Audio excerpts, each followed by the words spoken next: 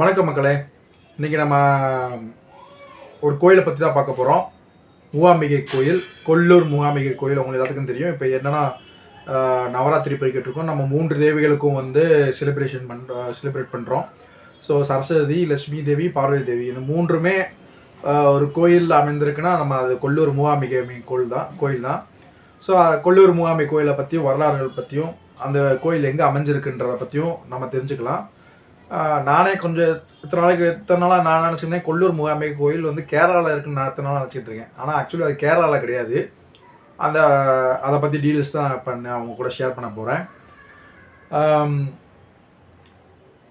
கொல்லூர் மூகாம்பிகை கோயில் வந்து கர்நாடக மாநிலம் உடுப்பி மாவட்டம் கொல்லூர்ன்ற பகுதியில் வந்து அம்மன் மூகாம்பிகை அம்மன் கோயில் இருக்குது. இந்த கோயில் வந்து எப்படின்னா 1200 ஆண்டுகளுக்கு முன்பு வீரசங்கையான்ற ஒரு மன்னன் வந்து அந்த பஞ்சலோக சிலையை வந்து அம்மன் மூகாம்பிகை சிலையை வந்து வச்சுருக்காரு. அது இன்னும் வரைக்கும் அந்த பஞ்சலோக சிலையில் வந்து பூஜை பண்ணிக்கிட்டு இருக்காங்க. இந்த அம்மன் கோயில் வந்து எப்படி வந்துச்சு அப்படின்ற மாதிரி நாங்கள் புராண கதைகள் நீங்கள் எடுத்துக்கிட்டிங்கன்னா, இது வந்து 51 சக்தி பீடங்களில் முதன்மையான சக்தி பீடமாக இருக்குது. சக்தி வாய்ந்த சக்தி பீடமாகவும் இருக்குது. அம்மனோட காது விழுந்த இடமாகவும் சொல்கிறாங்க. இது வந்து இந்த நிலப்பகுதி வந்து பரசுராமரால் உருவாக்கப்பட்ட நிலப்பகுதி அப்படின்ற மாதிரி சொல்கிறாங்க.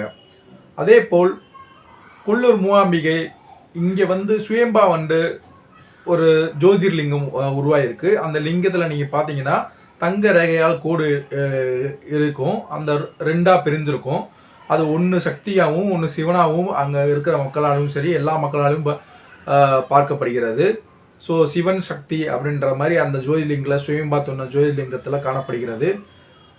இந்த கோயில் வந்து என்னன்னா, நம்ம பிக்சரில் பார்த்தீங்கன்னா தெரியும், வீடியோவில் பார்த்தீங்கன்னா தெரியும், ஒரு கேரளா கட்டிட பாணியில் இருக்கும். அதனால தான் எல்லாருமே நான் வரைக்கும் எல்லாரும் நினச்சிங்களான்னு எனக்கு தெரியல, நான் இந்த கோயில் வந்து கேரளாவில் தான் இருக்குது அப்படின்னு நினச்சிட்டு இருக்கேன்.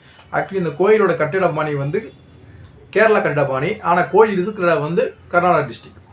ஸோ இந்த கோயிலுக்கு வந்து நீங்கள் பஸ் வசதின்னு பார்த்தீங்கன்னா நம்ம மங்களூர்லேருந்தும் போகலாம், உடுப்பிலேருந்தும் போகலாம். இந்த கோயில் எக்ஸாக்ட் லொக்கேஷன் எப்படி அமைஞ்சிருக்குன்னா, நான் சொன்ன மாதிரி உடுப்பி மாவட்டத்தில் கொல்லூர் பகுதியில் கோடசத்திரி என்ற ஒரு மலைப்பகுதியில் அடிவாரத்தில் சௌவர்ணிகா என்ற நதி ஓரத்தில் இருக்குது. ஓரத்தில் இந்த கோயில் அமைந்திருக்கு. கோயில் பார்த்தீங்கன்னா நல்ல பழமையான கோயில் தான். ஆதிசங்கரால் பூஜிக்கப்பட்ட அம்மன் மூகாம்பிகை சிலை இருக்கும். பத்மாசன வடிவில் இது ஆசனத்தில் அம்மன் வந்து உட்காந்துருப்பாங்க 4 திருக்கரங்களோட. அதை ஏற்கனவே சொன்ன மாதிரி ஜோதிர்லிங்கம் இருக்கும்.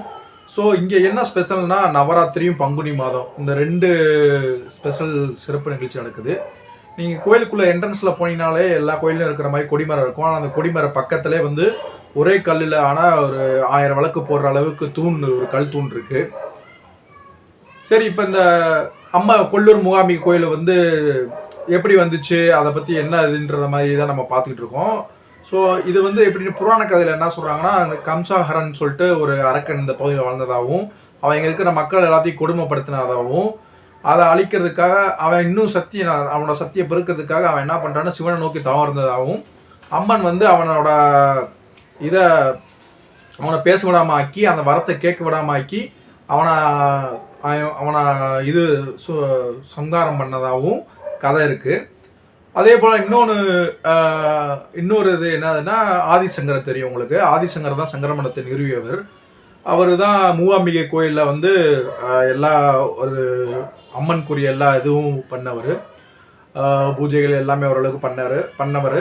ஸோ அதே போல் இவர் எப்படி இந்த கோயில் இங்கே வந்துச்சுன்னு இன்னொரு கதை என்னென்னா, ஆதிசங்கருக்கு வந்து அம்மன் காட்சியளிக்கிறாங்க. ஸோ அம்மன்ட்ட அவர் என்ன வரணுன்னு கேட்குறாங்க. அம்மன் ஆதிசங்கர்கிட்ட அவர் சொல்கிறாரு, இந்த மாதிரி நான் வந்து கேரளாவில் வந்து உன்னை வந்து ஒரு சிலையாக வச்சு அங்கே கும்பிடுன்னு ஆசைப்பட்றேன் அப்படின்ற மாதிரி சொல்கிறாரு. உடனே மூகாம்பிகை அம்மாவும் சரி ஓகே, நான் வந்து நீ முன்னாடி போ, நான் பின்னாடி வரேன், ஆனால் நீ பின்னாடி திரும்ப கூடாது அப்படின்ற ஒரு நிபந்தனையில் போடுறாங்க. சரின்னு சொல்லிட்டு அவரும் முன்னாடி போகிறாரு. பின்னாடி அம்மன் வராங்க. அந்த சலங்க சத்தியை அம்மன் நடந்து வர சலங்க சத்தியை கேட்டுக்கிட்டே வராரு. அம்மன் வந்து இவரை சோதிக்கணும்னு சொல்லிட்டு சலங்க சத்தியை நிப்பாட்டுறாங்க. சவுண்டு கேட்காத அளவுக்கு நிப்பாட்டிடுறாங்க. உடனே அவர் வந்து என்னடா சத்தம் கேட்கல அப்படின்னு சொல்லிட்டு அவர் தன்னையே மறந்து திரும்பி பார்க்குறாரு. பார்த்தா அம்மன் அந்த இடத்துல சிலையாயிட்டாங்க அப்படின்ற மாதிரி இது இருக்குது. ஸோ அப்படி தான் இங்கே இந்த கோயில் கொல்லூர் மூகாம்பிகை கோயில் வந்ததாகவும் ஆதிசங்கரர் இங்கே வந்து பூஜைகள் பண்ணுறதாகவும் அதே மலை இங்கேருந்து ஒரு 21 கிலோமீட்டர் அந்த கோடை சுத்தரி இந்த மலைப்பகுதியில் மேலே போனீங்கன்னா ஆதிசங்கருக்கு அம்மன் வந்து அங்கே தான் காட்சி அளித்ததாகவும் கதைகள் இருக்குது, புராண கதைகள் இருக்குது.